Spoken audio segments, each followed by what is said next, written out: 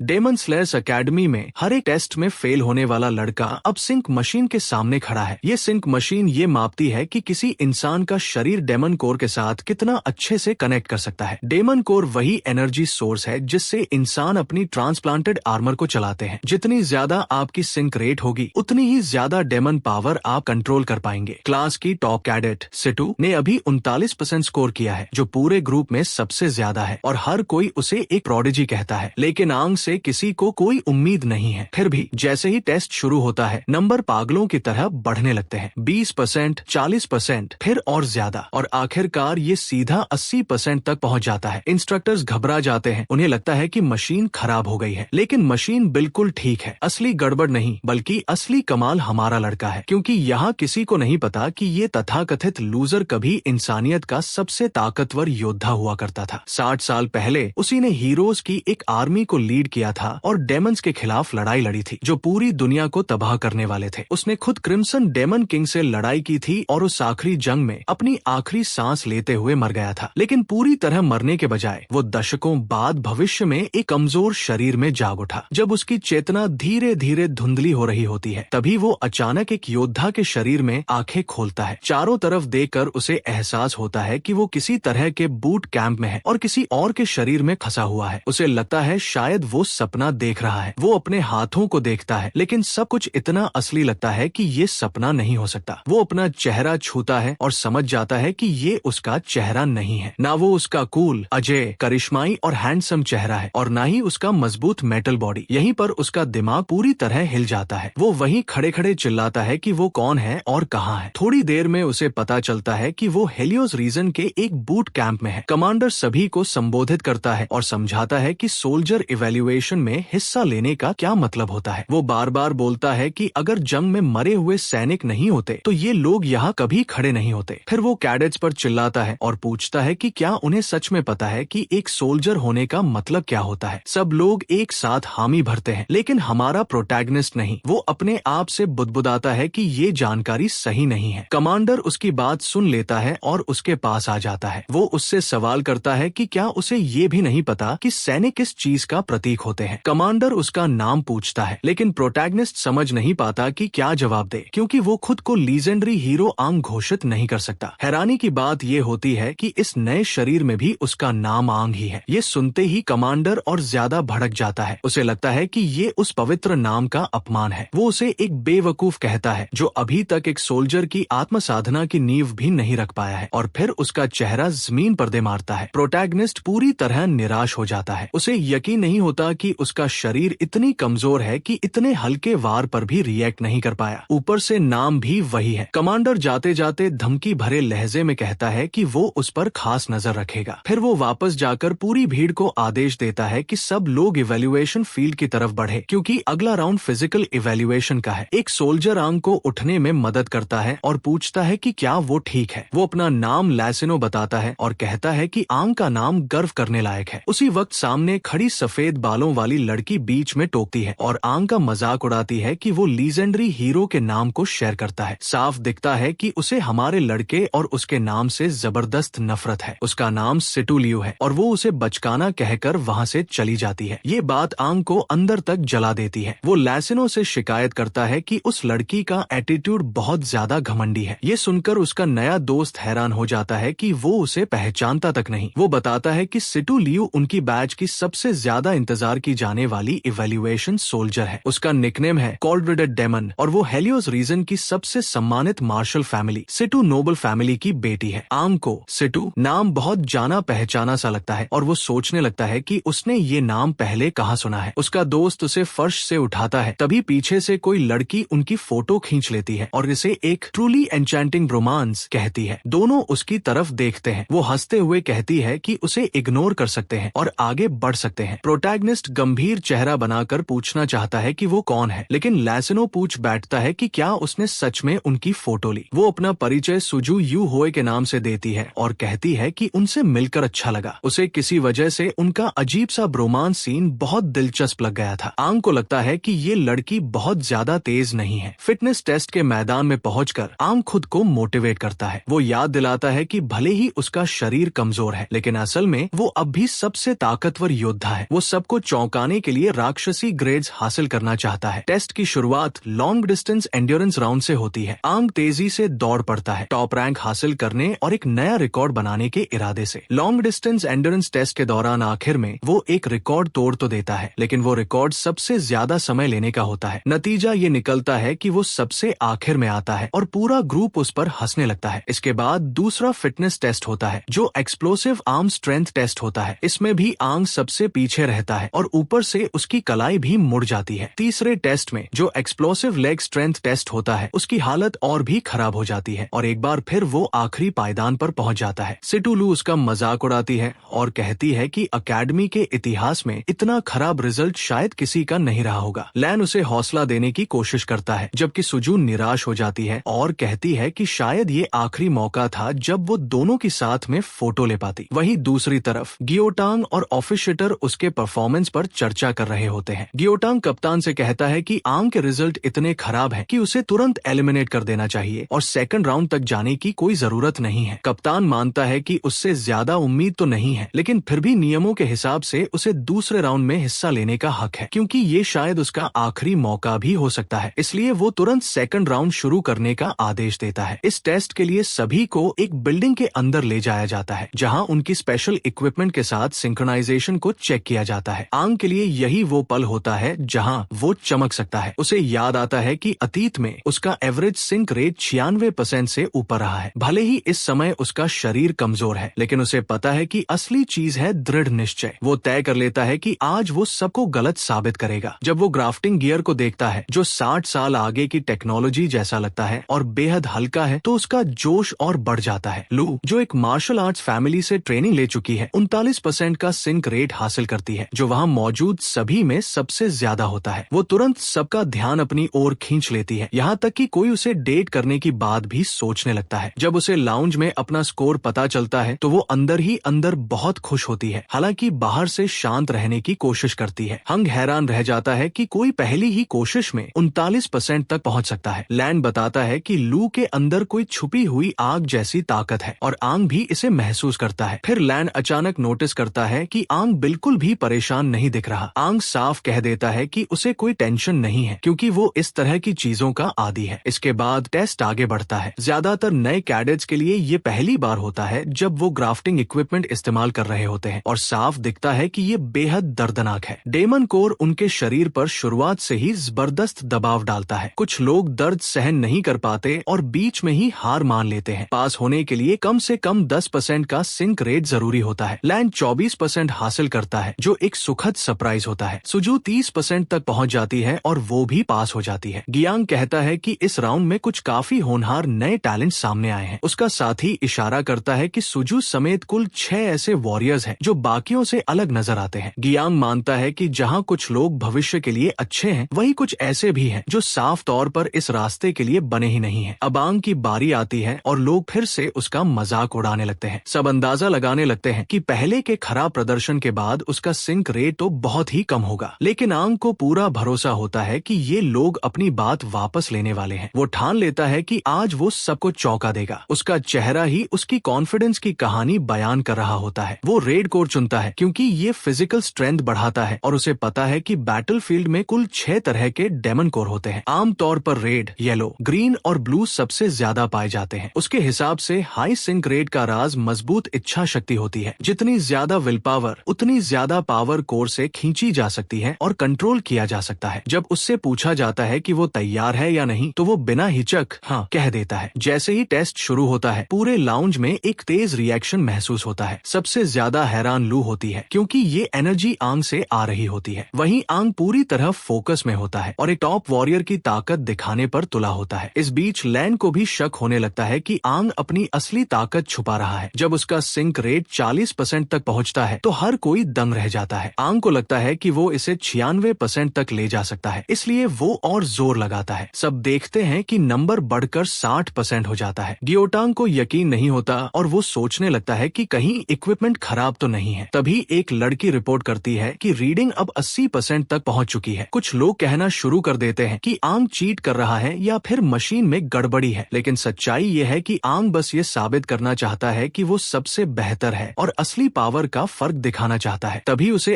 अपने अंदर कुछ अजीब सा बदलाव महसूस होता है और वो अचानक बेहद थक जाता है। वो कहता है कि अब उससे आगे नहीं बढ़ा जा रहा। कोई पूछता है कि क्या वो मजाक कर रहा है और तभी पता चलता है कि इक्विपमेंट में गड़बड़ी आ गई है। आखिर में उसका ऑफिशियल सिंक रेट सिर्फ 10% दिखाया जाता है। असिस्टेंट गियोटांग को समझाता है कि डेमन कोर टूट गया था और शायद वही खराबी की वजह बना जिससे इतनी अजीब रीडिंग्स आई। लेकिन कमांडर के मन में अब भी शक रहता है कि क्या ये सच में सिर्फ एक साधारण ग्लिच था। आंग आखिरकार 10% सिंक रेट के साथ पास तो हो जाता है, लेकिन बाकी लोग यही मानते हैं कि कोर ही खराब था। आखिर उनके हिसाब से ऐसा होना नामुमकिन है कि इतना कमजोर शरीर इतनी ज्यादा सिंक रेट तक पहुंच सके। इधर आंग का दोस्त तुरंत उसकी हालत देखने के लिए दौड़ता है, जबकि लियू अंदर ही अंदर जल रही होती है। उसे लगने लगता है कि कोई उसका स्पॉटलाइट चुरा रहा है और ये बात उसे बिल्कुल पसंद नहीं आती। लैंड किसी तरह हमारे हीरो को टेस्ट रूम से बाहर निकालता है और बेचारा आंग बस इतना सोचकर खुद को संभाल रहा होता है कि चलो इस बेकार से स्कोर के बावजूद पास तो हो गया। वहीं दूसरी तरफ सुजू पूरे टाइम लैंड को अपने दोस्त को बचाते हुए फोटो खींचने में लगी रहती है। थोड़ी देर बाद आंग बैठकर सोचता है कि उसकी ताकत इतनी अजीब तरह से क्यों गायब हो गई, जैसे किसी चीज ने एक ही पल में सब कुछ खींच लिया हो। ऐसा एहसास उसने पहले कभी नहीं किया था। उसकी विल पावर ने उसे 80% तक पहुंचा दिया था, इसलिए एक लो क्वालिटी कोर का इस तरह टूट जाना उसे अजीब लगता है। तभी जियोटांग आता है और उन्हें फाइनल टेस्ट तक पहुंचने पर बधाई देता है, बताते हुए कि अगला टेस्ट असली डेमंस के खिलाफ होगा। वो उम्मीद करता है कि सभी लोग सुरक्षित वापस लौटें। इसके बाद सभी को अगले टेस्ट साइट की तरफ जाने का आदेश दिया जाता है। हम थोड़ा बीमार सा महसूस करते हुए वहाँ से निकल जाता है, मन में किसी अनहोनी का डर लिए हुए, यहाँ तक कि मरने की बात भी करता है। उधर कमांडर अभी तक इस बात को पचा नहीं पाया होता कि आंग का क्रिम्सन कोर टूट गया। यही चीज उसे आंग की पोटेंशियल को लेकर और ज्यादा उत्सुक बना देती है। वो बेसब्री से देखना चाहता है कि ये रहस्यमय न्यूबी दीवार के बाहर घने कोहरे में होने वाले हंट को कैसे हैंडल करेगा। तीसरे असेसमेंट एरिया में सभी कैडेट्स गेट के सामने इकट्ठा होते हैं, जो अब खुलने ही वाला है। आंग सोचता है कि ये उसका पहली बार दीवार के बाहर कदम रखना है और कैसे सालों से लोग अलग अलग कम्युनिटीज में रहते आए हैं। दीवार के बाहर हमेशा घना कोहरा छाया रहता है, इसलिए उन्हें हिदायत दी जाती है कि समय बर्बाद न करें, चुपचाप आगे बढ़े और बात करने से पहले अपने गियर को दोबारा चेक करें, वरना जान जा सकती है। ये सब सुनकर आंग के मन में सवाल उठता है कि जो नया कोर उसे मिला है, क्या वो सच में काफी अच्छा है। उसे नहीं लगता कि कोर ही समस्या है, लेकिन उसकी ताकत अचानक गायब हो जाना ऐसा लगता है जैसे उसके अंदर किसी चीज ने उसे रिजेक्ट कर दिया हो। वो सोचता है कि कहीं ये टाइम ट्रैवल का साइड इफेक्ट तो नहीं। जैसे ही वो आगे बढ़ता है, उसे आसपास डेमंस की मौजूदगी का एहसास होने लगता है। उसके शरीर से निकलने वाली शॉक वेव्स पास की एक गुफा तक पहुंच जाती है, जहां एक डेमन बैठा होता है। ज्यादा ताकतवर मौजूदगी महसूस करते ही वो डेमन चौंक जाता है। आंग सोचता है कि शायद यही वो डेमंस हैं जिन्हें वो महसूस कर रहा था, क्योंकि उसके अंदर कुछ बिना वजह रेजोनेट करने लगता है। तभी लियू उसे पीछे से धक्का देकर आगे बढ़ने को कहती है। आंग देरी के लिए माफी मांगता है और लैंड पूछता है कि क्या कोई दिक्कत है। आंग जवाब देने ही वाला होता है कि तभी तीनों को एक टीम बनाने का आदेश मिल जाता है। बाकी सब तैयार है, इसलिए रुकने की जरूरत नहीं होती और उन्हें आगे वाली टीम को ज्वाइन करने को कहा जाता है। सुजू सोचती है कि क्या आंग की प्लानिंग का हिस्सा था कि वो सब एक टीम बने, जबकि सच्चाई ये है कि आंग ने ऐसा कुछ सोचा ही नहीं था। वही लियू पहले जानबूझकर इस बात को लेकर परेशान थी कि कहीं कोई उसके साथ टीम न बनाए। शायद वो खुद भी जानती है कि उसका एटीट्यूड कितना घमंडी है। आगे बढ़ने से पहले सुजू टीम की एक फोटो खींच लेती है, जो उनकी टीम बनने का सबूत बन जाती है। डिस्पेलिंग स्टेली एक काली संरचना होती है, जो बेहद मजबूत मिनरल से बनी होती है। इसके एक खास मिनरल की मदद से एक सीमित एरिया में फैले कोहरे को साफ किया जा सकता है। एग्जामिनर समझाता है कि ये टेस्ट 4 लोगों की टीम में लिया जाएगा और मानता है कि सभी लोग इस टेस्ट को जानते हैं, जिसे फॉग हंट कहा जाता है। हर टीम मेंबर को एक कॉम्बैट नाइफ और एक छोटा फॉग क्लियरिंग डिवाइस दिया जाता है, जो उसी मटेरियल से बना होता है जिससे स्टेली बनी होती है। उनका मिशन सीधा और साफ होता है। फॉग हंट हर नए रिक्रूट के लिए आखिरी चुनौती होती है। एक वॉरियर को कोहरे में छिपे खतरों से सावधान रहना होता है। वॉरियर होना सिर्फ ताकतवर होना नहीं है, बल्कि डर और अनजाने खतरे का सामना टीम के साथ करना है। उन्हें अपने अंदर के हंटर को जगाना होगा, सामने आने वाले डेमंस को हराना होगा, और तभी वो वॉरियर का खिताब पाने के हकदार बनेंगे। पहली टीम का टेस्ट खत्म होता है और दूसरी टीम तैयारी करती है। तीसरी स्क्वाड्रन की लीडर टाटा योशियो गेट के पास खड़ी होकर कंटेस्टेंट्स को देख रही होती है। उसके साथ जोएल और कमांडर जी याओंग भी मौजूद होते हैं। वो महिला कई होनहार नए टैलेंट्स को नोटिस करती है, लेकिन खास तौर पर उसकी नजर लियू पर टिकी होती है। वो जानना चाहती चाहती है कि उसके सीनियर्स इन न्यूकमर्स के बारे में क्या सोचते हैं। जोएल भी लियू में दिलचस्पी दिखाता है। आखिर वो एक मार्शल फैमिली से आती है और सही ट्रेनिंग के साथ एक बेहतरीन वॉरियर बन सकती है। वहीं दूसरी तरफ जियोटांग की नजर लगातार आंग पर बनी रहती है। वो जानता है कि आंग के कोर में कोई दिक्कत नहीं थी, इसलिए वो अब तक सोच रहा है कि पहले जो अजीब घटना हुई उसके पीछे असली वजह क्या थी। तभी वो महिला उसे उसके ख्यालों से बाहर निकालते हुए टैंग टैंग कहकर बुलाती है और पूछती है कि वो क्या सोच रहा है। हमारा सख्त कमांडर साफ मना करता है कि वो उसे ऐसा शर्मनाक निकनेम न बुलाए। जोएल ये देखकर नोटिस करता है कि सिर्फ यही महिला है जो इस हार्डकोर कमांडर को ऐसे नाम से बुला सकती है। इसके बाद वो पूछती है कि क्या डेमन लेवल्स चेक कर लिए गए हैं और इस बात पर जोर देती है कि एग्जाम एरिया में सिर्फ नॉन फिन डेमन्स ही होने चाहिए। जियोटांग उसे भरोसा दिलाता है कि चिंता की कोई बात नहीं है। वो लोग कई दिनों से उस एरिया को मॉनिटर कर रहे हैं ताकि टेस्ट पूरी तरह सुरक्षित रहे और ये भी कंफर्म कर चुके हैं कि आसपास कोई फिन डेमन मौजूद नहीं है। हेलियोस टाउन की तरफ इशारा करते हुए जोएल ये भी जोड़ता है कि अगर गलती से कोई वन फिन डेमन दिखाई भी दे गया तो वो लोग खुद आगे बढ़कर आने वाले फ्यूचर वॉरियर्स की रक्षा करेंगे। अगले ग्रुप का टेस्ट खत्म होता है और अब बारी आती है 10वें ग्रुप की। इस ग्रुप में आंग के साथ लियू भी होती है। जैसे ही टेस्ट शुरू होने वाला होता है, आंग छोटे कंटेनर को उठाने ही वाला होता है कि लियू झट से उसे उसके हाथ से छीन लेती है और पूरे जोश के साथ आगे दौड़ पड़ती है ताकि अपनी स्किल्स दिखा सके। आंग सोचता है कि कोई इतना ज्यादा इम्प्रेस करने के लिए उतावला क्यों हो सकता है। तभी बाकी लोग भी जल्दी से लियू के पीछे भागते हैं और कंटेनर को उसकी जगह पर रखने की कोशिश करते हैं। टाटा योशियो ये देखकर समझ जाती है कि लियू का रिकवरी कोर काफी इम्प्रेसिव है। वो बताती है कि उसकी फुर्ती ब्लू एजिलिटी कोर्स से मेल खाती है, जो साफ दिखाता है कि वो एक मार्शल फैमिली से आती है। थोड़ी ही देर में डेमन्स का हमला शुरू हो जाता है। आंग अपनी टीम को डेमन से लड़ने के लिए कहता है और लैन तुरंत एक जोरदार पंच के साथ एक्शन में कूद पड़ता है। जियोटांग लैन की ताकत देखकर प्रभावित हो जाता है क्योंकि वो बहुत अच्छा कर रहा होता है और अपने कोर की पावर पर पहले ही कंट्रोल हासिल कर चुका होता है। आंग अपना चाकू निकालता है और सबको कहता है कि हर कोई एक एक डेमन पर फोकस करे। सभी सहमत हो जाते हैं और लड़ाई शुरू हो जाती है। सुजू एक डेमन पर कई बार वार करती है और आखिरकार उसे मार गिराती है। लैन भी एक ही पंच में डेमन को ढेर कर देता है। कमांडर जोएल नोट करता है कि सुजू और वो ताकतवर लड़का एक दूसरे के साथ परफेक्ट तालमेल में काम कर रहे हैं। सुजू की मूवमेंट्स काफी इम्प्रेसिव होती है और वो एजिलिटी कोर्स का पूरा फायदा उठा रही होती है। जियोटांग सबको याद दिलाता है कि किसी एक पर ज्यादा डिपेंड न करें। लियू एक डेमन को भूंकती है और वो वहीं फट जाता है। अब बारी आती है आंग की। वो 3 अहम जगहों पर ध्यान देता है, गला, छाती और पेट। वो इन्हीं पॉइंट्स को टारगेट करता है, ये सोचते हुए कि उसके मौजूदा शरीर की लिमिट क्या है और वो कितनी जल्दी कितना डैमेज दे सकता है। वो एग्जाम कंडीशंस में अपनी काबिलियत को टेस्ट करने के लिए आगे बढ़ता है और लगातार अटैक करता रहता है। डेमन का पंच आते ही वो साइड में हट जाता है और उसके कंधे के नीचे चाकू घोंप देता है। फिर भी उसे लगता है कि उसकी रिएक्शन स्पीड बहुत स्लो है। डेमन किक मारने की कोशिश करता है। आंग फिर बच जाता है और एक और वार करता है, लेकिन उसे महसूस होता है कि उसकी मूवमेंट स्मूथ नहीं है। वो कुछ हिट्स जरूर लगाता है, लेकिन वो काफी कमजोर होती है। ये देखकर उसके टीममेट्स को शक होने लगता है कि शायद वो जानबूझकर ढंग से नहीं लड़ रहा, जैसे वो बस टाइम पास कर रहा हो। इस बीच सुजू मौके का फायदा उठाकर तस्वीरें खींचती रहती है। लियू बाहर से चुप रहती है, लेकिन अंदर ही अंदर सोचती है कि आंग जानबूझकर शोफ कर रहा है। टाटा योशियो आंग के फाइटिंग स्टाइल पर ध्यान देती है और पूछती है कि ये लड़का आखिर है कौन। जोएल भी प्रभावित होता है और कहता है कि आंग जिस तरह से लगातार प्रेशर बनाए रखता है, उससे लगता है कि उसे लड़ाई का काफी अनुभव है। कुछ देर लड़ने के बाद आंग को एहसास हो जाता है कि वो अपनी पुरानी क्षमताओं का इस्तेमाल नहीं कर पा रहा और वो पहले से ही थक चुका है। हालात खराब लगते हैं, इसलिए वो डेमन को जल्दी खत्म करने का फैसला करता है। जैसे ही वो आगे बढ़ता है, अचानक कुछ और प्रकट होता है और उस डेमन को पहले ही मार देता है। सुजू हैरान होकर उन अजीब जड़ों के बारे में सोचती है जो लड़ाई के दौरान दिखाई देती है। तभी अचानक एक वन फिन डेमन सामने आ जाता है। असली खतरा महसूस करते हुए जियोटांग सबको पीछे हटने का आदेश देता है और सभी तुरंत पीछे हट जाते हैं। बाकी 2 सीनियर भी आगे आकर उस वन फिन डेमन से भिड़ने लगते हैं। टाटा योशियो सब हंटर से घबराने ना को कहती है और कमांडर के साथ रहने को बोलती है, जो उन्हें टाउन तक सुरक्षित ले जाने का वादा करता है। वन फिन डेमन को एहसास हो जाता है कि इंसानों में से किसी एक की मौजूदगी डेमन जैसी है। आंग और उसके 3 दोस्त वहीं फंस जाते हैं। लियू कंफ्यूज हो जाती है क्योंकि उसे समझ नहीं आता कि इसका मतलब क्या है। वो सोचती है कि पहले वाले डेमन्स कुछ भी नहीं थे, क्योंकि ये वन फिन डेमन इतना डरावना दबाव बनाता है कि एक छोटी सी गलती पर भी जान जा सकती है। आंग को एहसास एहसास होता है कि अपने मौजूदा शरीर में वो किसी भी हालत में वन फिन डेमन को हैंडल नहीं कर सकता। एक नॉर्मल वॉरियर के रूप में इतने ताकतवर दुश्मन से लड़ने का ख्याल आते ही उसके अंदर डर बैठ जाता है। डेमन आसानी से चारों को बेबस कर देता है और उन्हें उठाकर ले जाने लगता है। टाटा, योशियो और बाकी सीनियर्स उसका पीछा करते हैं, लेकिन डेमन चारों के साथ जमीन के अंदर घुस जाता है। जोएल सबको उसका पीछा करने के लिए चिल्लाता है। कुछ देर बाद उसका ट्रेल अचानक खत्म हो जाता है। टाटा, योशियो हैरान होती है कि एक वन फिन डेमन इतनी अचानक कैसे प्रकट हो सकता है, खासकर जब जियोटांग ने इस एरिया को कई दिनों से चेक किया था और पहले कभी कुछ मिस नहीं हुआ था। ऐसा पहले कभी नहीं हुआ। जियोटांग वहां पहुंचकर गुस्से में पूछता है कि चारों वॉरियर्स कहां गए और ट्रैकिंग क्यों रोक दी गई। जोएल उसे शांत होने को कहता है क्योंकि दुश्मन गायब हो चुका है। वो महिला बताती है कि वन फिन डेमन शायद और गहराई में चला गया है और बिना सोचे समझे अंदर जाना सही नहीं होगा, क्योंकि उस इलाके को अभी तक किसी ने एक्सप्लोर नहीं किया है। अपने भाई को खोने की याद आते ही जियोटांग गुस्से में जमीन पर मुक्का मारता है और खुद को दोषी ठहराता है कि उसने चारों को खतरे में डाल दिया। इस बीच जोएल सुझाव देता है कि उन्हें वापस टाउन लौटना चाहिए क्योंकि वहां अब तक अफरातफरी मच चुकी होगी। वो सर्च टीम भेजना चाहता है ताकि ये पक्का किया जा सके कि आसपास और कोई वन फिन डेमन तो नहीं घूम रहा। वो महिला भी मानती है कि इस अनदेखी स्थिति को ज्यादा बढ़ाने की जरूरत नहीं है क्योंकि किसी ने इसकी उम्मीद ही नहीं की थी। वो चाहती है कि जियोटांग शांत रहे, भले ही वो जानती है कि ये उसके लिए कितना मुश्किल है।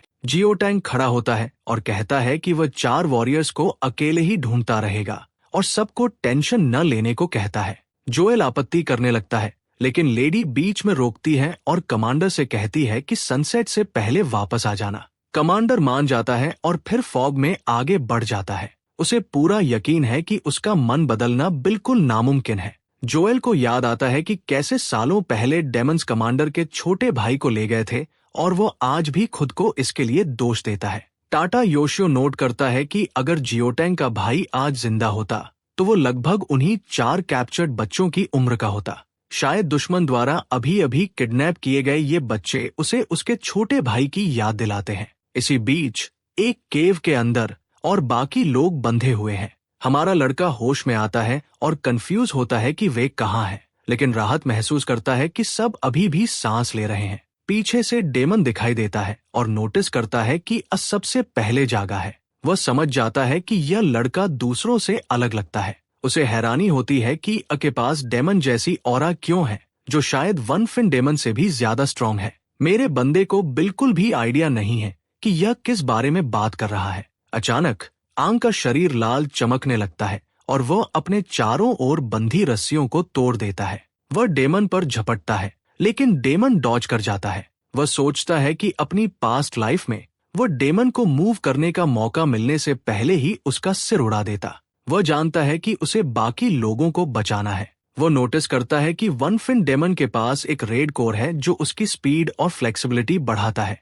जिससे वह ज्यादा तेजी से मूव और अटैक कर सकता है। हालांकि इससे उसके जॉइंट्स थिक स्किन से अनप्रोटेक्टेड रह जाते हैं, जो एक एडवांटेज भी है और एक वीकनेस भी। डेमन आंग की तरफ हाथ उठाता है और कहता है कि रेजिस्ट करना बेकार है। डेमन अपने हाथ आंग पर मारता है और वह तुरंत समझ जाता है कि उसे इसके जॉइंट्स को टारगेट करना होगा क्योंकि वही इसकी वीक स्पॉट है। वह पूरी ताकत से पुश करता है, खुद को वीक समझे जाने से इनकार करता हुआ। वह चिल्लाता है कि उसने पास्ट में कई वन फिन डेमन्स मारे हैं। इसके जवाब में डेमन एक फियर्स किक मारता है जो बेचारे को पीछे उछाल देती है और उसे ब्लीडिंग हालत में छोड़ देती है। ये चीज एक वुडन टाइप डेमन है, इसलिए ये खुद को रीजनरेट कर सकता है और ये हरामी अपनी एबिलिटीज पर बहुत प्राउड करता है। वो हमेशा सोचता था कि सिर्फ ग्रीन कोर डेमन्स के पास ही ये पावर होती है और वह सोचता है कि क्या पिछले 50 सालों में डेमन्स बदल गए हैं। डेमन उस पर उसे अंडर एस्टिमेट करने का आरोप लगाता है और फिर रूट्स छोड़ता है जो हमारे लड़के के शरीर को पियर्स कर देती है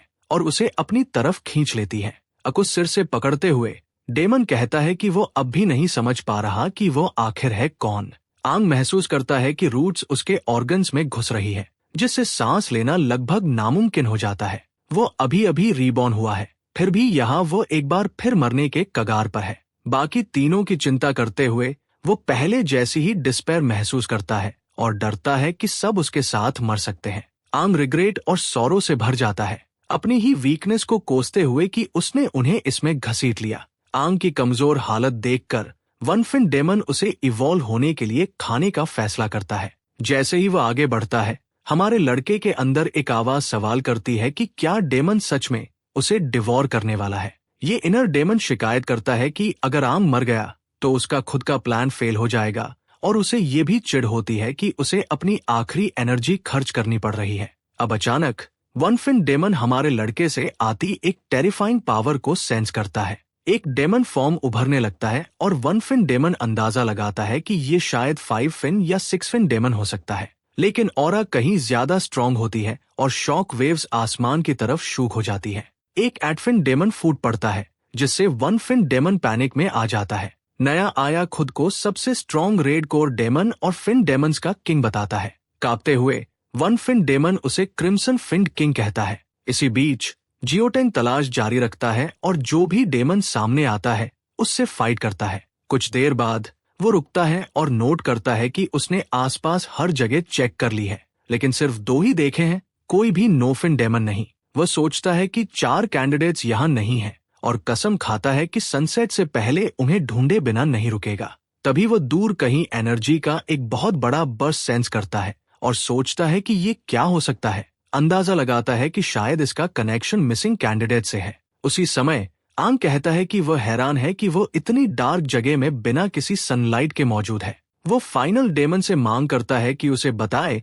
कि क्या वह सच में गायब हो गया था और क्या बाकी 5 अब भी किंग फिन के तौर पर राज कर रहे हैं। फाइनल डेमन कहता है कि पहले से अब तक कुछ भी चेंज नहीं हुआ है। आंग जवाब देता है कि ऐसा लगता है जैसे डेमन्स शांत तरीके से जी रहे हैं। उसे 60 साल पहले जो हुआ था वो याद आता है और वो गुस्से में आ जाता है, पूछते हुए कि क्या उन्होंने उसके साथ जो किया था उसे भूल गए हैं। वो फाइनल डेमन पर अटैक करता है, इस बात से परेशान होकर कि भले ही उसने बॉडी चुनी थी, सबसे स्ट्रॉन्ग वॉरियर जिसका स्पिरिट होस्ट किया गया था, टाइम के जरिए ट्रैवल करने के बाद कमजोर हो गया है। उसे निराशा महसूस होती है कि वो अपनी ताकत का आखिरी हिस्सा इतनी छोटी चीज पर बर्बाद कर रहा है। अगर वह दोबारा खुद को दिखाना चाहता है तो उसे पूरी तरह जागने तक इंतजार करना होगा।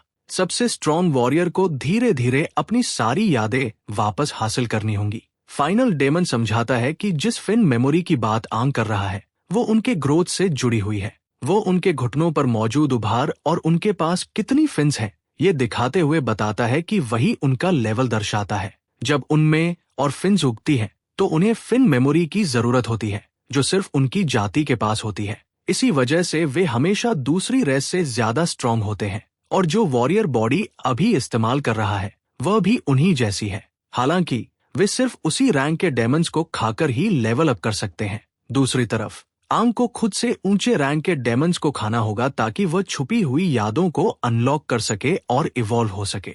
जो कभी घमंडी हरामी था अब वो एक रोने धोने वाला बन चुका है जो एडफिन डेमन की मदद करने और उसके लिए सब कुछ करने का वादा करता है। लेकिन एडफिन डेमन आखिरकार उस हरामी को मार देता है क्योंकि वो इसके लायक नहीं है और फिलहाल उसका एक ही मकसद बचता है, फॉडर की तरह काम करना और आंग की फिन मेमोरीज को जगाने में मदद करना। ये आंग के स्ट्रॉन्ग बनने की जर्नी का पहला कदम बनता है। ये एज लॉर्ड चाहता है कि हमारा लड़का धीरे धीरे 8 फिन्स तक पहुंचे। जब ऐसा होगा तब एडफिन डेमन अपनी गहरी नींद से जागेगा। इसके बाद वो हरामी वापस हमारे लड़के के अंदर चला जाता है, जबकि आंग खुद अतीत की बेरहम यादों में फंसा रहता है जहां वो और उसके साथी बुरी तरह घायल हो गए थे।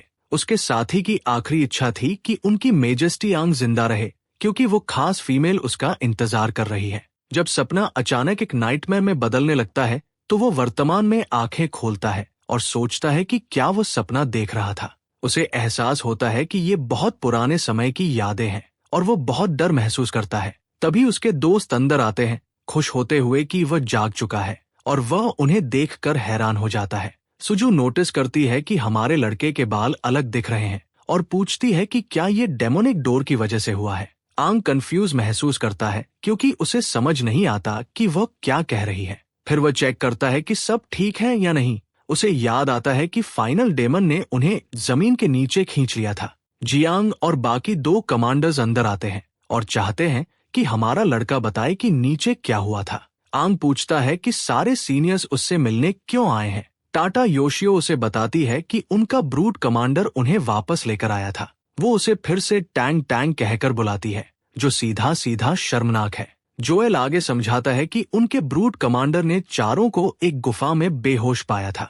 किस्मत से वन फिन डेमन कहीं नजर नहीं आया, वरना सबको वापस लाना मुश्किल हो जाता। टाटा योशियो बताती है कि कुछ समय बाद बाकी तीनों होश में आ गए थे, लेकिन उन्हें गुफा में हुई किसी भी घटना की याद नहीं थी। आंग ही अकेला था जो बेहोश रहा और उसके शरीर में कुछ बदलाव आ गए थे। वो उसे एक शीशा देती है ताकि वह अपने बदले हुए बाल देख सके और फिर पूछती है कि क्या उसे अंडरग्राउंड से कुछ याद है। आंग अपने नए लुक को घूरता है और सोचता है कि आखिर क्या हुआ था। उसे अब भी पूरी तरह समझ नहीं आता कि टाइम ट्रैवल के बाद क्या क्या हुआ। उसे याद आता है कि गुफा में चोट लगने के बाद वो बेहोश हो गया था, लेकिन उसके आगे की कोई याद नहीं है। वह सोचता है कि क्या उसे उन्हें अपने टाइम ट्रैवल के बारे में बताना चाहिए, लेकिन फैसला करता है कि नहीं बताएगा। उसे लगता है कि कोई उस पर यकीन नहीं करेगा और शायद उसे पागल समझेंगे, इसलिए वो अपनी मौजूदा पहचान बनाए रखने और सच्चाई जानने पर फोकस करने का फैसला करता है। आंग फिर मानता है कि वह एक पल के लिए होश में आया था और देखा कि वे एक अंडरग्राउंड केव में थे, लेकिन फिर वह दोबारा बेहोश हो गया। ये बात जियोटैंग को वहां देखे गए खून के छींटों और उन्हें किसने किया इस पर सोचने पर मजबूर कर देती है। जोएल हमारे लड़के को देखता है और याद करता है कि आंग नाम सबसे ताकतवर वॉरियर का भी था। हालांकि हमारे लड़के की फाइटिंग अच्छी है, फिर भी उसमें कुछ कमियां हैं। वह फिर पूछता है कि क्या आंग ने पहले कभी डेमन से लड़ाई की है। हमारा लड़का मना करता है और समझाता है कि उसे डेमन कॉम्बैट में दिलचस्पी है और उसने इसे स्टडी किया है, लेकिन उसे कभी रियल बैटल एक्सपीरियंस नहीं मिला। चूंकि आंग सब्जेक्ट में अच्छी जानकारी रखता है, सीनियर महिला ब्रूट कमांडर को सुझाव देती है कि उसे ठीक से ट्रेनिंग देने में हार न माने। आगे बढ़ते हुए आंग पूछता है कि उसके वॉरियर टेस्ट का क्या हुआ। सो बताती है कि वे पास हो गए हैं और अब स्टिल टीम में हैं।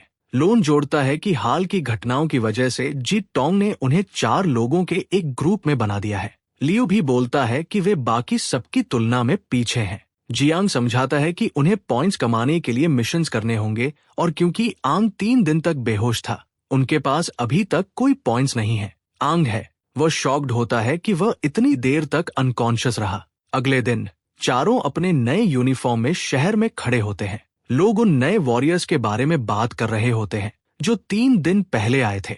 जियोटेंग आता है, उन्हें ऑफिशियल वॉरियर्स बनने पर बधाई देता है और वन फिन डेमन से आमना सामना करके जिंदा बचने के लिए उनकी तारीफ करता है। वह कहता है कि वह उनकी स्क्वाड को लीड करेगा, जो उसके अंडर 9 स्क्वाड्स में से एक है, और उम्मीद करता है कि वे बाकी स्क्वाड्स के खिलाफ अच्छा परफॉर्म करेंगे। आंग सोचता है कि रूल्स पहले से ज्यादा टफ हो गए हैं। लैंड पूछता है कि क्या आंग ने सच में कभी स्क्वाड रैंकिंग सिस्टम के बारे में नहीं सुना। ऐसा लगता है कि आंग एक न्यूकमर है और ज्यादा नहीं जानता, और फिलहाल वे लिस्ट में सबसे नीचे हैं। जियांग समझाता है कि लीडर बोर्ड कैसे काम करता है और जोड़ता है कि जो स्क्वाड्स नीचे होते हैं उन्हें मंथली पनिशमेंट मिलती है, जैसे अगली रैंकिंग आने तक क्लीनिंग ड्यूटी। हंग को एहसास होता है कि शायद इसी वजह से शहर इतना साफ सुथरा है। जियांग लू को ग्रुप लीडर बनाता है और हमारे लड़के को छोड़कर किसी को कोई आपत्ति नहीं होती। वो खुद ग्रुप लीडर बनने की इच्छा जाहिर नहीं करता और लू को अपनी नई जिम्मेदारी से खुश रहने देता है। फिर जियांग उन्हें बोर्ड से मिशन चुनने और फाइट्स में अपने नैनो विंग्स इस्तेमाल करने की आदत डालने का निर्देश देता है। वह कहता है कि अगर किसी भी तरह की दिक्कत आए तो वे उससे बात कर सकते हैं। जियांग के जाने के बाद लू सुझाव देता है कि उन्हें मिशंस देखने चाहिए क्योंकि उन्हें काफी कैचअप करना है, लेकिन फोटोग्राफर लड़की कहती है कि पहले एक ज्यादा जरूरी चीज है, उन्हें एक ग्रुप फोटो चाहिए, इसलिए वे जल्दी से एक फोटो ले लेते हैं। बाद में जियोटैंग अपने सीनियर से पूछता है कि वे इस सब के बारे में क्या सोचते हैं। टाटा योशियो को कहती है कि जैसे उनके ब्रूट कमांडर ने नोटिस किया था, गुफा में कोई भी फिन डेमन नहीं बचा था। वे सब किसी तरह के एक्सप्लोजन से मरे हुए लगते हैं और हर तरफ खून फैला हुआ था। इसी वजह से उनका ब्रूट कमांडर शक करता है कि ये चारों कैंडिडेट्स ने किया है, और वो मानता है कि उसे अ को लेकर बेचैनी महसूस होती है और उसकी स्मेल कुछ जानी पहचानी सी लगती है। टाटोशियो उसे ज्यादा चिंता न करने को कहती है और बोलती है कि वो बस खुश है कि चारों सुरक्षित लौट आए। वह यह भी चाहती है कि वह उन्हें अच्छे से ट्रेन करे ताकि वे उसकी टीम से हारे नहीं। जियांग पर शक करने को लेकर काफी सीरियस है, तो जोएल सुझाव देता है कि वे उस बच्चे पर नजर रखें। इसी बीच मिशन बोर्ड पर खुश होता है ये देखकर कि सारे मिशन लेवल के हैं, जिनमें से हर एक 10 पॉइंट्स का है। लोन कहता है कि लेवल मिशन टॉप टियर होते हैं, जबकि सुजू जोड़ती है कि वे सबसे मुश्किल भी हो सकते हैं। वह आगे समझाता है कि लेवल मिशंस 6 पॉइंट्स देते हैं और लेवल मिशंस 3 पॉइंट्स। ये लोअर लेवल मिशंस आसान और सेफ होते हैं, लेकिन लेवल जॉब्स जानलेवा माने जाते हैं और लोग अक्सर अपनी जान गंवा देते हैं। लू तीनों लिस्टेड मिशंस को देखती है और के साथ मिलकर सुझाव देती है कि वे तीनों ले लें। जैसे ही उनका क्वेस्ट शुरू होता है, चारों दौड़ने लगते हैं और अपना कोर एक्टिवेट करता है। उसके नैनो विंग्स निकल आते हैं, लेकिन एक विंग एक चट्टान में अटक जाता है। नैनो विंग से आने वाली एनर्जी पर फोकस करते हुए वो अपने हाथ में एक तलवार बना लेता है। वह सोचता है कि पिछले 60 सालों में नैनोटेक कितना आगे बढ़ गया है। वे एक चट्टान के पीछे छिप जाते हैं। लियू कहती है कि वे रेडी हैं और अपना गोल समझाती है। 2 नोफिन डेमन्स, दोनों को एक ही समय पर गिराना है। वह उन्हें प्लान पर टिके रहने और उसके सिग्नल का इंतजार करने को याद दिलाती है। जैसे ही सिग्नल आता है, वे हमला कर देते हैं। लू पॉइंट आउट करती है कि उनके पास 3 लेवल मिशंस हैं, इसलिए वे टाइम वेस्ट नहीं कर सकते। फाइट जल्दी खत्म होनी चाहिए। लैन सबसे पहले आगे बढ़ता है ताकि डेमन्स की विजन डिस्टर्ब हो जाए और वे बाकी को स्पॉट न कर पाए। ले प्लान दोहराती है। वह आंग और सुजू डेमन्स को मूव करने से रोकेंगे। अटैक के बाद आंग सोचता है कि कटे हुए जॉइंट के साथ डेमन्स कैसे फाइट करेंगे। इसी बीच ग्रुप का ब्रूड दोनों डेमन्स को हवा में उछाल देता है और लियू एक स्विफ्ट फिनिशिंग मूव के साथ फॉलो करती है। टाइमिंग बिल्कुल परफेक्ट लगती है। सुजू नोटिस करती है कि फॉग गायब हो गया है और इंसर्शन स्टेबल है। लैन खुश होता है कि वे फॉग क्लियर करने में कामयाब रहे। यहाँ फॉग डिस्पर्स करना एग्जाम्स के मुकाबले कहीं ज्यादा मुश्किल है, लेकिन लेवल मिशन से यही उम्मीद की जाती है। एक मिशन में ही उन्हें काफी वक्त लग गया। फोटोग्राफर लड़की डेमन से एक रेड कोर ढूंढती है और मुस्कुरा देती है। सुंदरे लड़की भी खुश होती है कि आखिरकार उन्हें पूरे 10 पॉइंट्स मिले। दूसरी तरफ आंग को ये जानकर हैरानी होती है कि मिशन पूरा होते ही कोर्स टूट जाते हैं। फिर सुजू समझाती है कि ये टेक डेमन कॉम्बैट के लिए बनाई गई है और मिशन फॉर्म में लगा चिप जॉब खत्म होते ही अपने आप टाउन लीडर बोर्ड पर पॉइंट्स भेज देता है। शहर के बाहर का फॉग क्लियर करने के बाद वो आंग से पूछती है कि क्या वो बाकी 2 कोर्स चेक कर सकती है। वो उन्हें साइज में देखकर जांचती है। इसके बाद उन्होंने पूरा दोपहर नोफिन डेमन से लड़ते हुए बिताया, लेकिन सिर्फ 3 कोर्स ही मिले। उन्हें अभी 7 और चाहिए। डेमन्स को जिंदा पकड़ना कहीं ज्यादा मुश्किल है। लैन नोट करता है कि अब तक उन्हें सब कुछ काफी आसान मिला है। फिर लियू अगला स्टेप सुझाती है, जो है बाकी मिशंस खत्म करना और लेवल वाले लेते रहना ताकि वे टॉप तक पहुंच सके। सुजू लेती है लियू की एक पिक्चर, क्योंकि क्यों नहीं। इस बीच लैन चाहता है कि वे फर्स्ट पोजीशन हासिल करें ताकि बाकी स्क्वाड्स उन्हें कमजोर न समझे। आंग भी यही सुझाव देता है और क्योंकि बाकी स्क्वाड्स भी पॉइंट्स कमा रहे हैं, उन्हें आगे रहने के लिए जल्दी मूव करना होगा। जो पहले एक्शन लेते हैं वही सफल होते हैं और जो हिचकिचाते हैं उन्हें कुछ नहीं मिलता। भले ही वो 50 साल से ज्यादा का हो चुका है और 2 जिंदगियां जी चुका है, फिर भी वो उनके आसपास खुद को एनर्जेटिक महसूस करता है। उनका ड्राइव उसे फिर से जवान महसूस कराता है। वह सनसेट से पहले एक और मिशन का सुझाव देता है और सुजू व लोन सहमत हो जाते हैं। लियू नोटिस करती है कि आंग अब लीड लेने लगा है। लैन पहले ही कुछ और डेमन्स गिरा चुका होता है और कहता है कि उन्हें 3 और मिले हैं। लू उसे याद दिलाती है कि उनके पास नोफिन डेमन्स के लिए ट्रैंकुलाइजर लगभग खत्म हो चुके हैं और हर स्क्वाड की सप्लाई लिमिटेड होती है। जैसे ही लू अपनी गन चेक करती है, आम उसे ध्यान से देखता है। वह समझाती है कि ये एक नैनोटेक ट्रैंकुलाइजर गन है जो डेमन्स को जिंदा पकड़ने के लिए बनाई गई है। आंग को याद आता है कि पहले डेमन्स को पकड़ने का मतलब उन्हें जबरदस्ती बेहोश करना होता था और रिसर्चर्स हमेशा ब्रेन डैमेज की शिकायत करते थे। लैन कहता है कि वे खुशकिस्मत हैं कि उन्होंने इन्हें पकड़ लिया, खासकर क्योंकि उन्होंने सारे ट्रैंकुलाइजर इस्तेमाल कर लिए हैं। उन्होंने पूरे एक ग्रुप को हराने के बाद मिशन खत्म किया, जिसमें 3 को जिंदा पकड़ा गया। कुल मिलाकर 10 से ज्यादा डेमन्स थे। सुई स्ट्रेच करता है और याद दिलाता है कि वॉरियर्स को सनसेट से पहले वापस आना होता है, वरना पनिशमेंट मिलती है, और वापस जाने की सलाह देता है। हंग सोचता है कि क्या इस दौर में उसके पास लौटने की कोई जगह भी है। लू कहती है कि उसे भी जल्दी घर जाना है। अब बस जीपीएस सेट करना बाकी है ताकि रिसर्चर्स उस जगह को ढूंढ सके। जैसे ही वे डेमन्स को कलेक्ट कर लेंगे, मिशन पूरा हो जाएगा। तभी आंग पूछता है कि क्या किसी और को भी इतनी स्ट्रॉन्ग किलिंग इंटेंट महसूस हो रही है। उसी पल पीछे से रेड बीम्स निकलती है और डेमंस को हिट करके तुरंत मार देती है। एक मास्क पहना हुआ लड़का बाहर आता है और कहता है कि वह उन्हें मिशन पूरा नहीं करने देगा। वह दावा करता है कि सारे लेवल मिशंस उसकी स्क्वाड को हैंडल करने होते हैं और पूछता है कि लू की स्क्वाड को ये लेने की इजाजत किसने दी। वह सोचता है कि ये नए लोग कौन हैं। ये बुरी खबर जैसे लगते हैं और गिल्ड का लीडर बताता है कि ये उनकी ग्रुप के ब्लैक गन स्क्वाड सीनियर्स हैं। वो अपनी टीम की एक लड़की से पूछता है कि इस मिशन में कितनी स्क्वाड जुड़ी है और वह जवाब देती है कि 3 है। लीडर आंग और उसकी टीम को डांटता है कि उन्होंने अपने सीनियर्स को ग्रीट क्यों नहीं किया।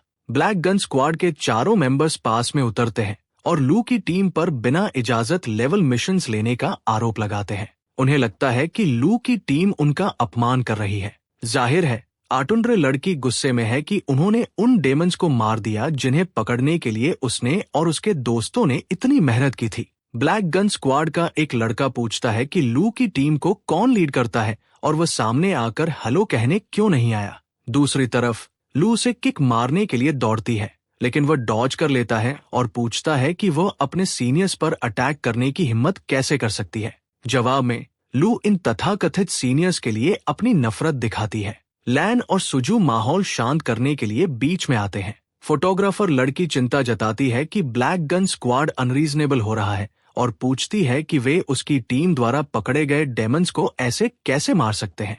लड़का कंधे उचकाकर कहता है कि ये कंपटीशन का हिस्सा है और उन्हें नाइव कहता है। इससे लू का गुस्सा और भड़क जाता है। उसके टीममेट्स उसे रोकने की कोशिश करते हैं और आंग से भी कहते हैं कि वह आगे बढ़कर इसे शांति से सुलझाए, लेकिन मेरा लड़का आगे दौड़ता है, उस मग लड़के को लात मारकर जमीन पर गिरा देता है और उसका मास्क उड़ा देता है। उसने इससे ज्यादा बेशर्म बात कभी नहीं सुनी थी और पूछता है कि क्या उन्हें पता है कि उन डेमंस को पकड़ना कितना मुश्किल था। उसके दोनों दोस्त शॉक्ड होते हैं, लेकिन लियू, जैसा कि उम्मीद थी, खुश दिखती है। अब बिना मास्क वाला लड़का आंग से फाइट के लिए तैयार रहने को कहता है। लू भी लड़ना चाहती है। तभी जियोटैंग आ जाता है और दोनों पार्टियों को अलग करते हुए रोक देता है। कमांडर चिढ़ा हुआ दिखता है, उन्हें याद दिलाता है कि सूरज ढल रहा है और डेमंस को भड़काने की चेतावनी देता है। लेकिन वह घटिया लड़का कहता है कि उसकी टीम विक्टिम है जिस पर हमारे लड़के ने अटैक किया। तभी हमारी फोटोग्राफर लड़की इस पल के लिए तैयार होती है और ब्लैक गन स्क्वाड की फोटो दिखाती है जिसमें वे लू की टीम द्वारा पकड़े गए डेमंस को मारते दिख रहे हैं। लोन पूछता है कि सुजू ने ये तस्वीरें कब ली। जियांग हमारी टीम को याद दिलाता है कि उन्हें रैंक मिशन नहीं लेना चाहिए था। बचाव में लियू रिपोर्ट करती है कि वे इसे पूरा करने ही वाले थे जब ब्लैक गन स्क्वाड बीच में आ गई।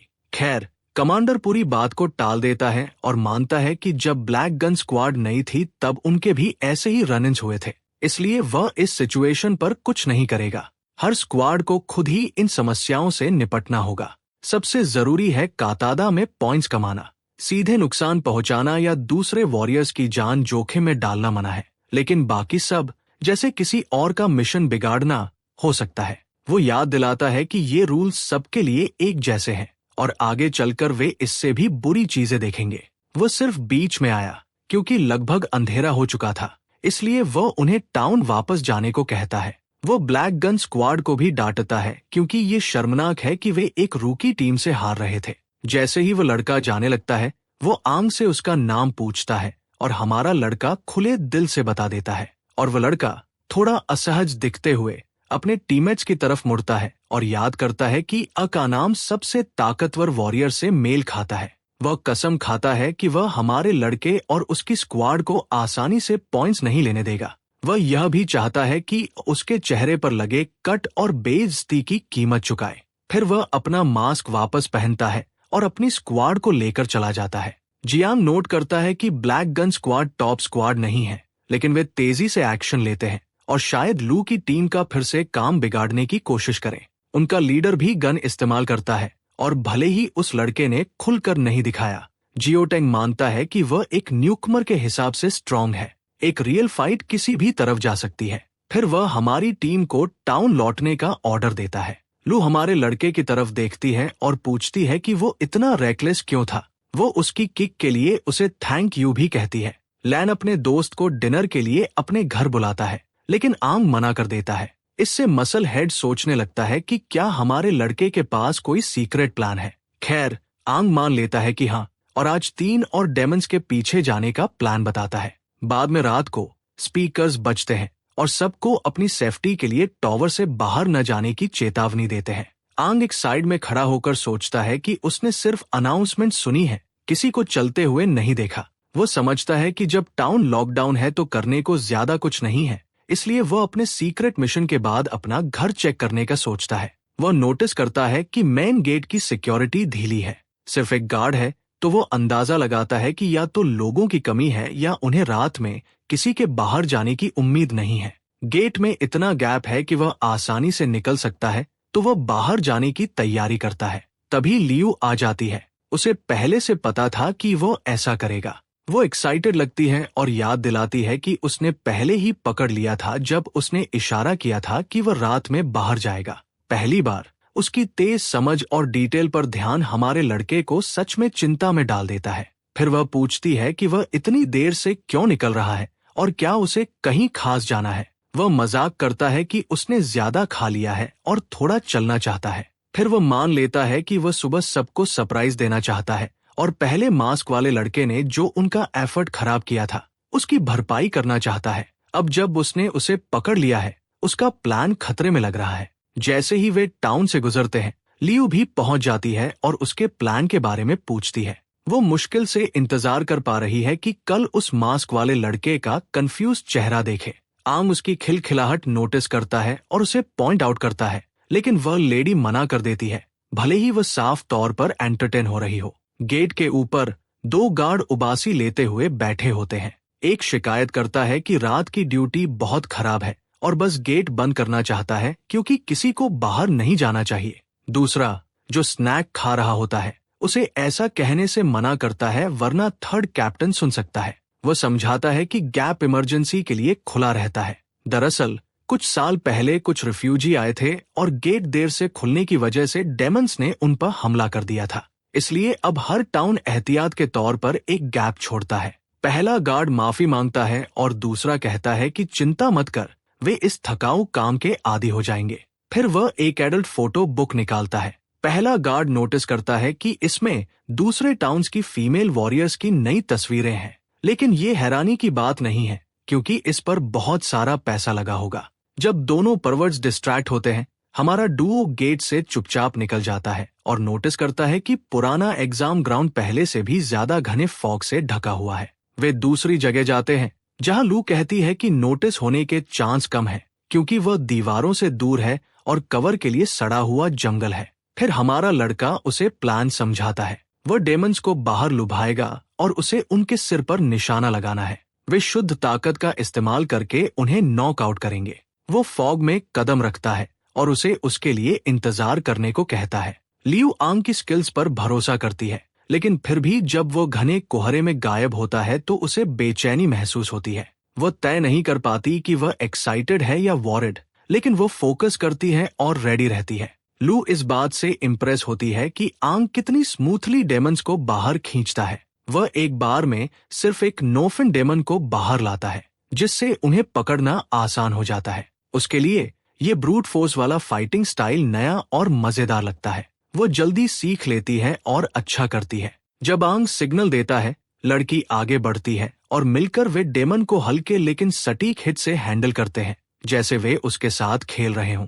वे तब तक करते रहते हैं जब तक वह बेहोश न हो जाए, जो उसे उनके पुराने तरीकों की याद दिलाता है। थका हुआ आंग सोचता है कि इस नए शरीर में उसे अभी बहुत ट्रेनिंग की जरूरत है। भले ही पिछली जिंदगी में वो नोफिन डेमंस को आसानी से पकड़ लेता था। इसे गिनते हुए लू उसे याद दिलाती है कि वे अभी अभी अपना तीसरा डेमन पकड़ चुके हैं और वो पूरी तरह थक चुकी है। इसके जवाब में वो उसे निर्देश देता है कि सबको वहीं छोड़ दो। लड़की हिचकिचाती है और पूछती है कि क्या वह सच में श्योर है। वो अपने फैसले को लेकर कॉन्फिडेंट है, खासकर क्योंकि नोफिन डेमंस इतने स्मार्ट नहीं होते कि एक दूसरे को बचा सके और शायद वे टाउन में घुसने की कोशिश भी नहीं करेंगे। उनके सिर पर मारने से वे कुछ समय तक बेहोश रहते हैं ताकि वे सुबह चीजें फिनिश कर सके।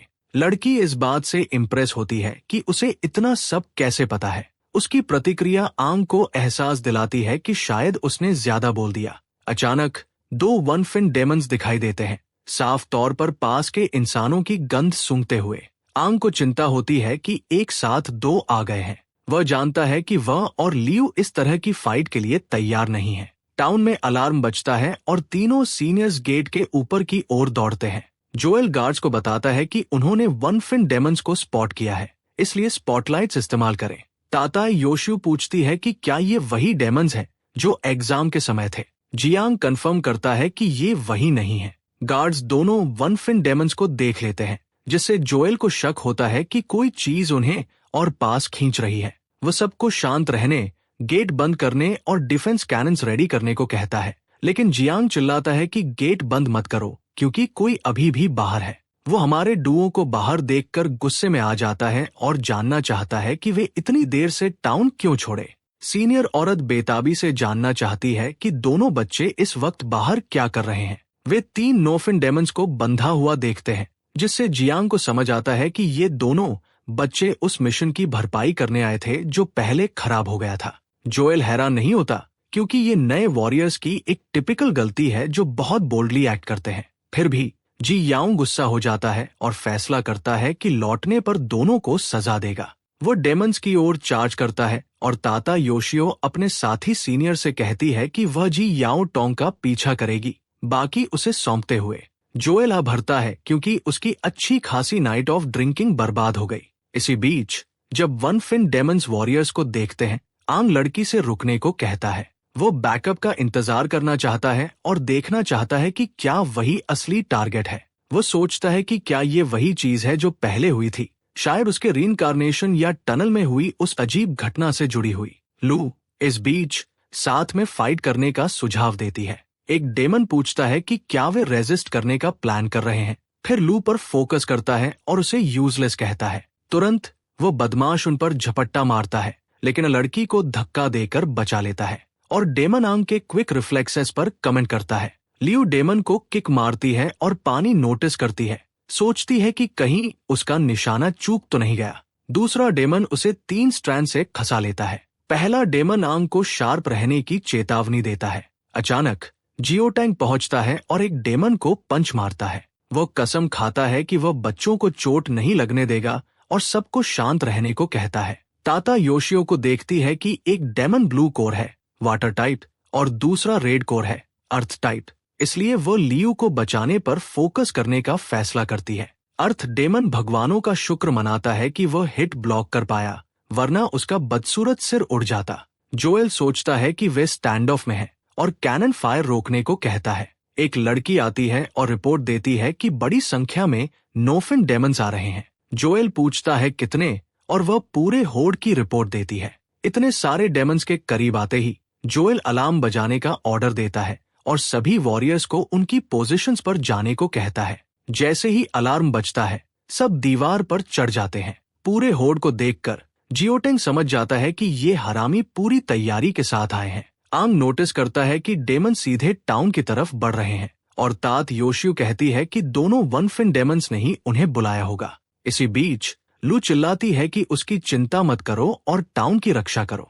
वो अपनी लापरवाही के लिए खुद को दोष देती है और महसूस करती है कि वह एक खराब लीडर है। अचानक एक डेमन उसका मुंह ढक देता है ताकि वह बोल न सके।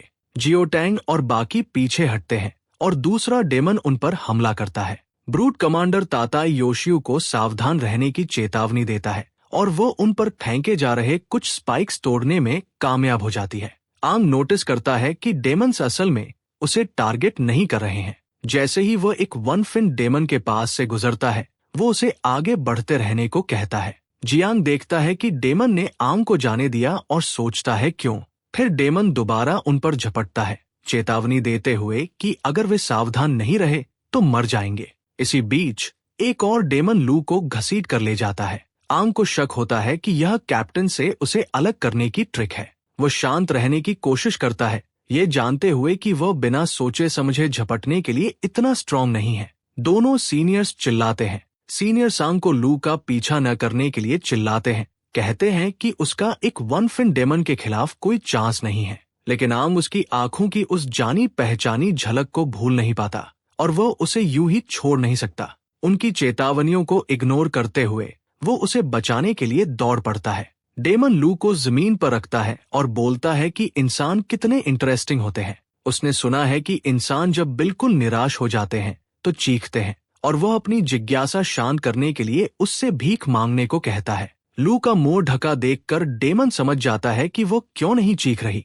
वो कवर हटाता है और उसे भीख मांगने को कहता है, लेकिन लू मना कर देती है। आखिरकार एक नीच वन फिन डेमन उसकी प्लीज के लायक नहीं है। डेमन पूछता है कि उसे ऐसा क्यों लगता है कि वह योग्य नहीं है, और लू जवाब देती है कि वह मार्शल फैमिली से आती है। वो किसी दुश्मन के सामने नहीं झुकेगी क्योंकि कमजोरी दिखाना शर्मनाक है। वो या तो मौत चाहती है या एक फेयर फाइट। उसकी बातों से परेशान होकर डेमन उसे मारता है और अल्टीमेटम देता है कि वो मर जाएगी। तभी आंग पहुंचता है और डेमन से लू को छोड़ देने को कहता है। लड़की उसे अकेले देखकर हैरान हो जाती है और पूछती है कि वो अकेला क्यों है। दूसरी तरफ डेमन खुश होता है कि उसका प्लान काम कर गया और असली टारगेट, हमारा लड़का, आ गया है। ये सुनकर लड़की सोचने लगती है कि ही टारगेट क्यों है। हमारा लड़का पूछता है कि क्या वो ठीक है, और वो हाँ कहती है, लेकिन पूछती है कि वो अकेला क्यों आया। वो उसे चेतावनी देती है कि वो वन फिन डेमन से नहीं लड़ पाएगा और उसे भाग जाना चाहिए। डेमन लू को फिर से मारता है और उसे चुप रहने को कहता है। आंग उससे विनती करता है कि उसे नुकसान न पहुंचाए, और अगर उसे छोड़ दे तो वो खुद को उसके हवाले कर देगा। डेमन उसे इग्नोर करता है और अटैक करता है, कहता है कि वैसे भी सब मरेंगे। आंग वार करता है, लेकिन डेमन बचकर काउंटर करता है। उसे महसूस होता है कि उसका शरीर तेजी से रिएक्ट नहीं कर पा रहा। डेमन नोटिस करता है कि आंग की गंध डेमन जैसी है और सोचता है कि क्यों। आंग हैरान होता है कि शायद ये वाटर टाइप डेमन है, जिससे उसे लगता है कि 50 साल में डेमन्स बहुत बदल गए हैं और कई नए ट्रेट्स आ गए हैं। उसका कमजोर शरीर सिर्फ पुराने मूवमेंट्स कॉपी कर सकता है, इसलिए वो ज्यादा देर नहीं लड़ सकता। लू डर जाती है कि इस रफ्तार से आंग मर जाएगा और अकेले आने के लिए उसे कोसती है। वो फैसला करती है कि वो बस खड़ी नहीं रहेगी। आंग को वार करने का मौका मिलता है, लेकिन डेमन उसका मजाक उड़ाता है, कहता है कि उसने गुफा में पहले ही एक वन फिन डेमन को मार दिया था। वह पूछता है कि अब वो इतना कमजोर क्यों है। आंग को समझ नहीं आता कि वह क्या बोल रहा है, और उसे किसी वन फिन डेमन को मारने की याद नहीं है। डेमन आंग के टोन से नाराज हो जाता है और उसे सजा देना चाहता है। वो आंग को दर्द देता है और चेतावनी देता है कि अगर उसने झूठ बोला तो वह मर जाएगा। फिर वह आंग पर हमला करता है और उसे पेड़ों में फेंक देता है। बेचारा आंग तेज दर्द महसूस करता है और डरता है कि उसके अंग बुरी तरह घायल हो गए होंगे। लू उसे मुश्किल में देखकर मदद करने का फैसला करती है। डेमन उसके पास आता है और धमकी देता है कि अगर उसने जानकारी नहीं दी तो वो उसे खा जाएगा। वो हमारे लड़के को निगल कर इवॉल्व होना चाहता है। जैसे ही वो आंग की तरफ बढ़ता है, लड़की चार्ज करती है और डेमन को लात मारकर दूर फेंक देती है। उसे अपने टीममेट से दूर रहने को कहती है। उसे देखकर आंग समझ जाता है कि उसने जबरदस्ती खुद को छुड़ाया होगा। उसके हाथों और टखनों पर जलने के निशान हैं। लड़की बहादुरी से डेमन के सामने खड़ी होती है और उसे ललकारती है कि अगर उसे किसी को मारना है तो उसे ही मारे। ग्रुप की लीडर होने के नाते वो अपने साथियों की मौत तक रक्षा करेगी। डेमन मान जाता है और उसे डॉज न करने को कहता है। फिर वो हर एंगल से आंग पर हमला करता है और वह एक जगह खड़ी रहकर हर वार ब्लॉक करती है। आंग उसे हिलने को चिल्लाता है, लेकिन वह मना कर देती है क्योंकि वह नहीं चाहती कि उसे चोट लगे। वह आंग से चुप रहने और उसे फोकस करने देने को कहती है। अचानक जमीन से स्पाइक्स निकलते हैं और उसके पैरों को भेद देते हैं। डेमन उसे पकड़ लेता है और कहता है कि वह उसे अभी नहीं मारेगा। वह पहले उसे बेइज्जत करेगा और आखिर में उसे चीखने पर मजबूर करेगा। आंग जमीन पर पड़ा अपने दोस्त को बचाने की कोशिश करता है और खुद को बेबस महसूस करता है। वह सोचता है कि ये कितना नाइंसाफ है कि रिइंकार्नेशन के बाद भी उसे फिर से किसी टीममेट को मरते देखना पड़ रहा है। उसे नफरत होती है कि इस बार भी वही है जिसे बचाने की जरूरत है, और सोचता है कि अगर वो खुद को नहीं बचा सकता तो किसी और को कैसे बचाएगा। वह सोचता है कि उसे बार बार अपने साथियों को क्यों खोना पड़ता है और वो इतना कमजोर क्यों है। अचानक उसके अंदर से एक जबरदस्त ऑरा निकलता है जो लू को डेमन की पकड़ से आजाद करा देता है। आंग को इतनी तेजी से हिलते देख डेमन चौंक जाता है। आंग को लू पर गर्व होता है कि उसने पहली बार स्क्वाड लीडर बनकर भी अच्छा किया। अब से आगे सब वो संभालेगा। वह उसे धीरे से जमीन पर रखता है। तभी डेमन को आंग से एक जानी पहचानी गंध आती है और उसे लगता है कि उसके पीछे कोई राज है। आंग खुद भी आंग को अपनी छाती में एक जबरदस्त ताकत उठती हुई महसूस होती है, जैसे वो फटने वाली हो। गुस्से के एक तेज विस्फोट में उसका कोर अंधा कर देने वाली रोशनी से चमक उठता है। डेमन सोचता है कि क्या ये किंग फिन कोर है। लू हमारे लड़के से निकलती किरणें देखती है और हल्के से नोटिस करती है कि वो उस मॉन्स्टर के सामने खड़ा है। लगता है हमारे लड़के ने अपना खुद का वन फिन जगा लिया है। इसी बीच सीनियर्स एक और डेमन से लड़ रहे होते हैं। वो डेमन अपने जैसी ही एक जबरदस्त ऑरा महसूस करता है और जियो टांग उसे एक जोरदार पंच मारता है। फिर टाटा योशियू उसे किक मारती है, जिससे उसके शरीर में एक बड़ा सा छेद हो जाता है। गुस्से में डेमन चमकने लगता है और हवा में खुद को सेल्फ डिस्ट्रक्ट करने के लिए तैयार हो जाता है। महिला महसूस कर लेती है कि वह सेल्फ डिस्ट्रक्ट करने वाला है और जियांग से पूछती है कि वो क्या करने वाला है। डेमन चिल्लाता है कि सारे इंसान मरेंगे, लेकिन उसी वक्त डिफेंस आर्टिलरी से भाले जैसी एक ब्लास्ट निकलती है और उसे बहुत दूर उड़ा देती है। शुक्र है कि डिफेंस आर्टिलरी ने मॉन्स्टर को फटने से पहले ही खत्म कर दिया। जोएल अनगिनत नो फिन डेमन से लड़ते हुए हॉर्ड को पास आते देखता है और बाकी दो सीनियर्स को आने वाले खतरे के बारे में चेतावनी देता है। टाटा योशियू हमारे ब्रूट कमांडर से कहती है कि उन्हें वापस टाउन लौटना होगा। जियोटांग हमारे लड़के और लू की चिंता करता है, लेकिन टाटा योशियो बैटलफील्ड छोड़ना नहीं चाहती। उसे याद दिलाती है कि वे सिर्फ कैप्टन ही नहीं बल्कि वॉरियर्स भी हैं।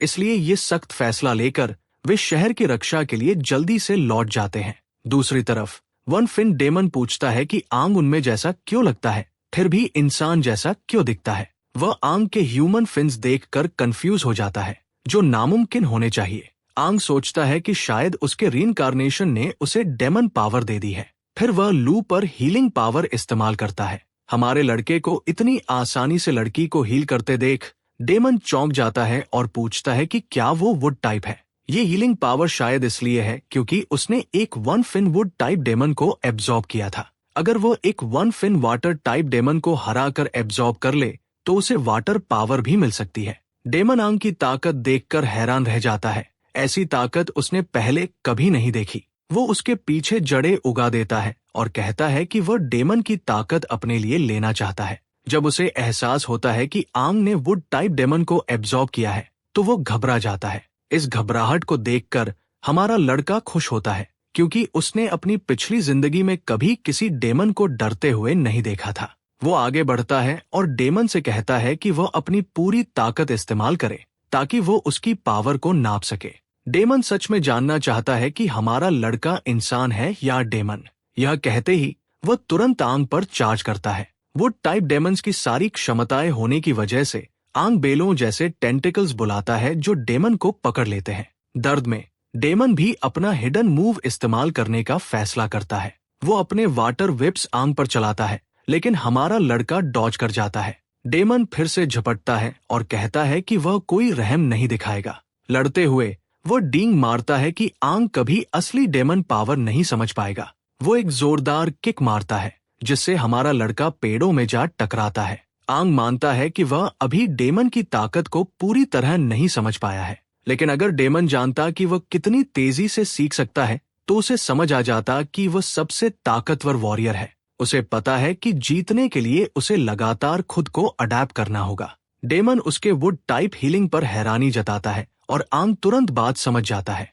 वो फिर से हमला करता है, डेमन को जड़ों में जकड़ लेता है, फिर उसका चेहरा पकड़कर कहता है कि वो इस लड़ाई से थक चुका है। डेमन अपने अंदर कुछ अजीब महसूस करता है, ठीक उससे पहले कि उसका शरीर फट जाए और पीछे सिर्फ उसका चेहरा और एक वाटर क्रिस्टल रह जाता है। डेमन दावा करता है कि वह अपना शरीर घोलकर बच सकता है, लेकिन आंग बताता है कि उसका कोर नहीं बच सकता। ज्यादा घमंडी डेमन भी अपने कोर के खत्म होते ही बर्बाद हो जाता है। वह डेमन का वाटर कोर निकालता है और उस घटिया डेमन को याद दिलाता है कि 7 फिन डेमन भी कोर टूटने पर मर जाता है। इसके बाद हमारा लड़का वाटर कोर को कुचलता है और उसकी ताकत लेने के लिए उसे पी जाता है। पीने के बाद वो नोट करता है कि डेमन एसेंस का स्वाद इतना बुरा नहीं है। उसके अंदर का डेमन उसे और डेमन्स को निगलने और इंसानों को मारने के लिए उकसाता है। उस आवाज का विरोध करते हुए वो लू की शील्ड पर भी वार कर देता है, उसे निगलने की कोशिश में। लेकिन इस शरीर के अंदर का असली आंग अपने ही टीममेट को नुकसान पहुंचाने की कल्पना भी नहीं कर सकता, इसलिए वह अंदर के डेमन से रुकने को कहता है। वो लू को बचाना चाहता है, उसे मारना नहीं। मेन गेट पर वॉरियर्स नो फिन डेमन से लड़ने में बिजी होते हैं। लैन नोटिस करता है कि हमारा डुओ गायब है, जिस पर सुजू कहती है कि उसने अफवाह सुनी है कि 2 वॉरियर्स बाहर निकल गए थे और एक 1 फिन डेमन ने उन्हें टारगेट किया। लैन ये सोचकर चौंक जाता है कि कहीं वो हमारा डुओ तो नहीं, लेकिन सुजू कहती है कि अभी इसे कंफर्म करने का टाइम नहीं और उन्हें डेमन हॉर्ड से लड़ते रहना होगा। 2 सीनियर्स भी पहुंचते हैं और लड़ाई में शामिल हो जाते हैं। जोएल उनके कोर्स के बारे में पूछता है और कैप्टन बताता है कि वे अभी ठीक है। लड़ाई के बीच जोएल राहत महसूस करता है ये रिपोर्ट करते हुए कि क्योंकि उन्होंने पहले ही एक 1 फिन डेमन को गिरा दिया था। रेगुलर डेमन्स अब कम कोऑर्डिनेटेड है, घबराए हुए क्रिएचर्स के एक ग्रुप की तरह बिहेव कर रहे हैं, इसलिए वह इस अपॉर्चुनिटी का इस्तेमाल उन्हें डरा कर भगाने और टाइम खरीदने के लिए करना चाहता है। बाकी 2 सीनियर्स सहमत हो जाते हैं। वे एक ऊंची जगह से लीप लगाते हैं और अपने कोर्स से एक बहुत बड़ा ब्लास्ट रिलीज करते हैं। टाटा योशियू याद करता है कि यह दूसरी बार है जब उन्होंने अपने कोर्स को इतनी दूर तक पुश किया है, और गी याओ तांग चाहता है कि उसके फायर कोर में ज्यादा स्टैमिना होता ताकि वह इस लेवल की पावर को मेंटेन कर पाता। जोएल कमेंट करता है कि एक्सप्लोसिव रेड कोर कितना डेंजरस हो सकता है, फिर ऊपर से डाइव लगाते हुए डेमन्स को स्लाइस करता चला जाता है। सु ये देखकर हैरान रह जाती है कि एक कैप्टन का अटैक कितना स्ट्रॉन्ग हो सकता है। लैन सोचता है कि यही 1 फिन कोर की पावर होगी और खुद भी उस तरह की स्ट्रेंथ तक पहुंचने का सपना देखता है। कुछ देर बाद जोएल बाकी 2 सीनियर्स को चेक करता है और वे कहते हैं कि वे ठीक होल्ड कर रहे हैं, उनका प्लान काम कर रहा है और डेमन्स पीछे धकेले जा रहे हैं। अचानक जोएल कुछ अनयूजुअल सेंस करता है और एक अप्रोच करती फिगर की तरफ इशारा करता है। वह अंग है जो टीम लीडर को अपनी बाहों में उठाए हुए है। टाटा योशियू सोचता है कि 1 फिन डेमन कहा गया। जोएल उसे देखता है और कंसर्न महसूस करता है। भले ही उन्होंने नो फिन डेमन्स का मॉरल तोड़ दिया हो, आंग को उनके आसपास इतनी कैजुअल तरह से बिहेव नहीं करना चाहिए, क्योंकि वे उसे एक इंस्टेंट में जिंदा खा सकते हैं। और speak of the devil, Demons आंग पर अटैक करने की कोशिश करते हैं तो तीनों कैप्टन्स मदद के लिए जंप करते हैं। हमारा लड़का उन्हें नोटिस करता है और एक टेरराइजिंग ग्लेयर देता है, जिससे वे टंबल होकर पीछे गिर जाते हैं। फिर डेमन्स भागना शुरू कर देते हैं और वॉरियर्स चीयर करते हैं जैसे ही हॉर्ड रिट्रीट करता है। कुछ लोग पूछते हैं कि डेमन्स अचानक क्यों भागे, अंदाजा लगाते हैं कि शायद वे कैप्टन से डर गए हों। दूसरे लोग एग्री करते हैं, कहते हैं कि इतनी बड़ी पावर का डिस्प्ले देखकर डेमन्स पैनिक कर गए होंगे। हर कोई अपने कैप्टन्स की ब्रेवरी और स्ट्रेंथ की तारीफ करता है। हालांकि जियोआंग सोचता है कि क्या ये सच में उसका और उसके साथी सीनियर्स का काम था, लेकिन उसे ये कंसिडर करना पड़ता है कि हमारे लड़के ने भी जरूर इसमें हिस्सा निभाया होगा। जैसे ही आंग नॉर्मल पर लौटता है, वो देखता है कि कैप्टन्स उसकी तरफ आ रहे हैं। उसके दिमाग में वो 8 फिन डेमन उभरता है जो शेख ही बघारता है कि आंग उसकी पावर पर डिपेंड कर रहा था। जब लड़का पूछता है कि वो कौन है, डेमन कहता है कि वे पहले मिल चुके हैं। हालांकि ये 50 साल से भी पहले की बात है, इसलिए आंग को याद ना हो। हमारा लड़का समझ जाता है कि ये डेमन 8 फिन डेमन्स में से एक है और पूछता है कि ऐसे कितने एग्जिस्ट करते हैं। जवाब में डेमन उसे यकीन दिलाता है कि समय आने पर उसके सवालों के जवाब मिल जाएंगे। फिर वह क्रिएचर अचानक आंग के सामने अपीयर होता है और खुद को क्रिम्सन किंग फिन के रूप में इंट्रोड्यूस करता है, जो उनकी काइंड का सबसे स्ट्रॉन्ग है। वो बता सकता है कि हमारा लड़का उससे डरा नहीं है, जो सबसे माइटीएस्ट वॉरियर के लिए समझ में आता है, और उसके माइंड कंट्रोल को रेजिस्ट करने की विल की तारीफ करता है। क्रिम्सन किंग फिर वादा करता है कि वह उसे नुकसान नहीं पहुंचाएगा। जब हमारा लड़का पूछता है कि डेमन ने उसका बॉडी क्यों चुना और उसके पुराने वाले का क्या हुआ, तभी एक और 8 फिन डेमन आंग के पीछे से बाहर आता है और उसका चेहरा छूते हुए कहता है कि वो बाद में समझ जाएगा। वो एक्सप्लेन करता है कि आंग का शरीर अब क्रिम्सन की पावर से बाउंड हो चुका है और दोनों की भलाई के लिए लड़के को काम करना होगा और लेवल अप करना होगा। समय के साथ वे दोनों परफेक्शन के और करीब पहुंच जाएंगे। आंग गुस्सा हो जाता है क्योंकि उसे ये पसंद नहीं कि ये डेमन्स इंसानों को लोली रन समझते हैं।